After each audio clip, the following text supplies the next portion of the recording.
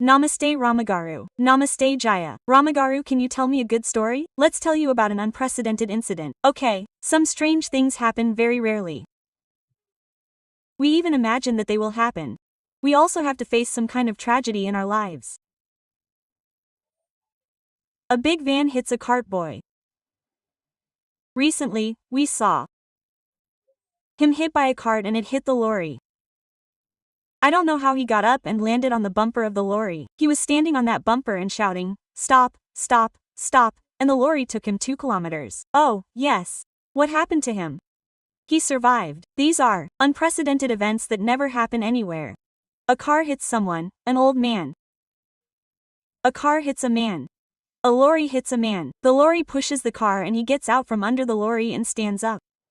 Unexpectedly, people we know had an accident. An auto hit the auto. That tempo, like a truck, hit it. 2 of the children fell here. The child went and the child next to them went and fell on a pile of stones. Jaya. These are pebbles. Look, chips are used when paving roads. He fell on those stones. Nothing happened to Jaya. It was so strange to tell him how old they were. Okay, the mother lost consciousness, my aunt got her elbows smashed, the car overturned. What happened to the child who fell on the chips? They put something like a cap on him, a cap towel, a cap towel. Yes, he flew along with that towel, and the towel saved him. What happened to him? He didn't even get hit, he cried, super bargain. Someone picked him up, they said his leg and arm are broken, they didn't break, they didn't twist, they didn't scratch him, he fell somewhere, he survived. It's rare, yes, there are some strange stories like that.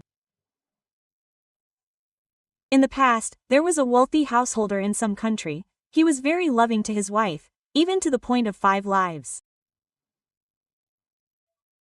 For a child, there were 30 servants, a big house, a big business, a big mess, bold.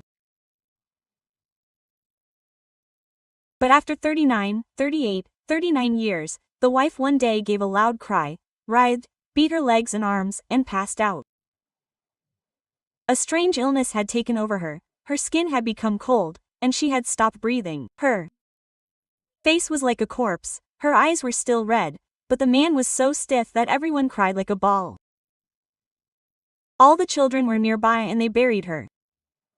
But what did he do? He took off all her jewelry and put a diamond ring on her finger. He said, "If you take off all the jewelry, you can't put it on. If you put it on, it will be all over the place." Quote, "Why would you put a diamond ring on her finger? I didn't put it on my wife. I put it on to be with my wife. It's hers. Whether she's alive or dead, I won't put that ring on anyone else." Okay, he said, and put a beautiful diamond ring on her dead body. Okay, what did they do with the physical body? They made a nice box of sacks. They put it in. While they were lowering it into the grave, the table above it tilted a little and the person helping to lower it noticed her ring. They usually put jewelry, didn't they? They took it out, and looked. The artist got hopeful. The ring was found.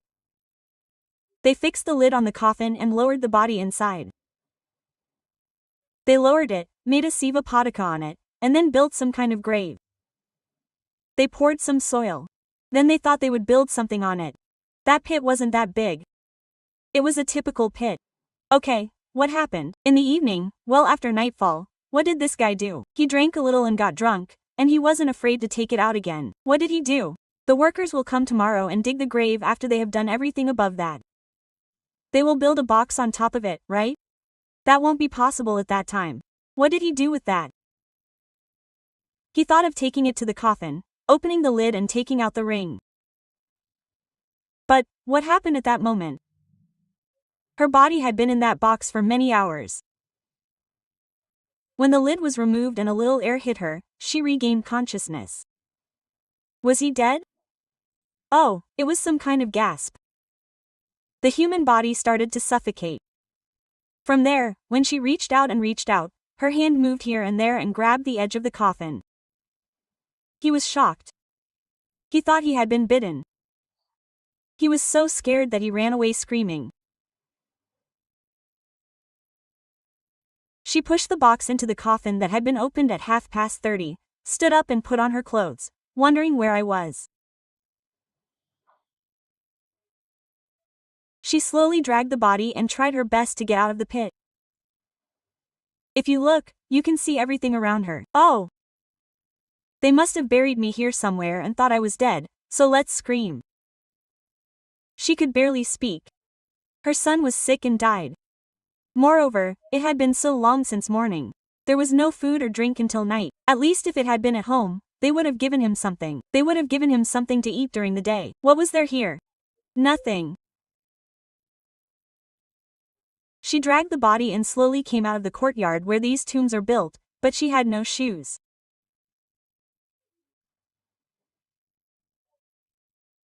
They slowly walked towards their house and cried all evening. The children were lying there in a daze.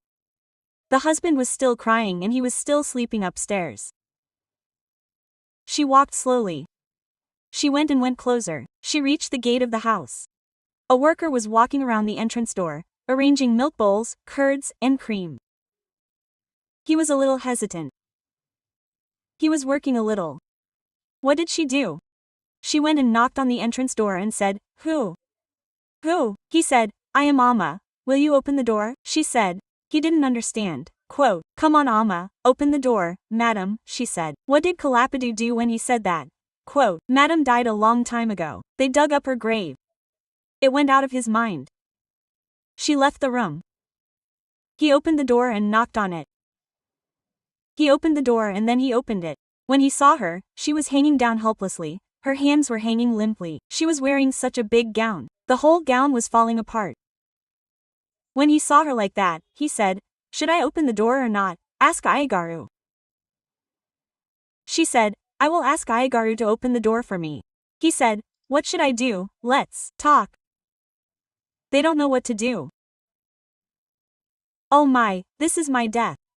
Now, if I want to go into my house, I need permission. What are you going to do, God? She looked at him helplessly, but he shook his head. He ran away. He went upstairs. He went upstairs and said, "Ayagaru, Ayagaru." That is, he was crying like a baby. He looked at him and rolled his eyes. Quote, "I can't sleep," he said. "I'm going to bed. Mom is here. She wants to open the door." "Don't open it," he said. Then he said, "Where else, Mom? It's been a while. It's been a long time. Is this a joke? You're making jokes to make me sleep. You idiot," he said. "Oh, no, it's not a joke. Mom is downstairs. She wants to open the door." "Don't open it," he said. Then he said, "Mom is coming?" "You idiot. If Mom comes, does Mom's coming mean that our horses are climbing the stairs? Can we believe that the horses have climbed the stairs? If Mom comes, we can't believe it. Joe's jokes are enough. You and I will go to bed," he said. He was lost in the thought of the horses climbing the stairs. His mind was on the fact that she was walking. She was asking to open the door. He was a little confused. He had come from there. When he arrived, suddenly, what he saw was that there were 2 white horses. They were tied to his buggy and they had come inside. What happened to them was that they were attached to a horse house. They were domestic horses, they used to live in the house, and sometimes there was a shutter on it. They would stay there, and the shutter would open every now and then. Someone would see them and the shutter would open and the 2 horses would come in and they would come up the stairs and they would start shouting. Quote, "Ayagaru, Ayagaru, white horses are coming up the stairs." What kind of a start would there be when 2 horses were going up the stairs? Is there a clatter on the wooden stairs? He was shocked. What did he just say? He said that Amagaru's coming was like our horses going up the stairs. The horses were climbing the stairs, which seemed to indicate that they had arrived. From there, the horses called out, "Hey, hey!" They both ran back to the stables. Where are they? They built something like a stall. The horses ran into it. He carried it. He pushed the worker. He also ran. He opened the door with him. There was no one there. He looked around and was about to say, "Is the worker here?" Then he heard a faint cry. She couldn't even stand up and fell on the ground. In that darkness, they were in it. It was 11 or 12 o'clock at night. There was no lamp. There was no lamp. He ran back. That's it. When he asked, "Where is the lamp?" the worker who had come running behind him just came back. He went back inside again and asked what was wrong with the lamp. When the big lamp came, it fell on the floor in the white cloth used for the dead. When he saw the lamp, it came to life. She gave a big, big cry. When they put it on, they got up and brought her inside. What is her life? She is walking, she needs to breathe. Water is coming from her eyes, she is coughing a little. She is getting milk from there. They gave her some boiled milk, some bread, and some food. She is running, she is riding a horse and going at night. The doctor came to give her some medicine. She was given various medicines and seeds. By dawn, she was normal. The next morning, all those who wanted to accept her funeral came to visit her the next day. Flowers, they are not flowers. It is very rare to happen like this. Yes, it is, very rare. I remember an English story. I have forgotten the whole story. I have forgotten everything. But someone is buried like this. Some poison is administered to a living person and they think he is dead. He stays there and his head turns white. When he returns, he sees his wife with whom he wonders why he is alive. Reading this story reminds me of that story. I need to find the story. I remember Malthi Chandru's English novel in Telugu. His head turned white in shock.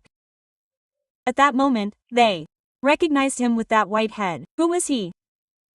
If he had a white head before, how would they remember him?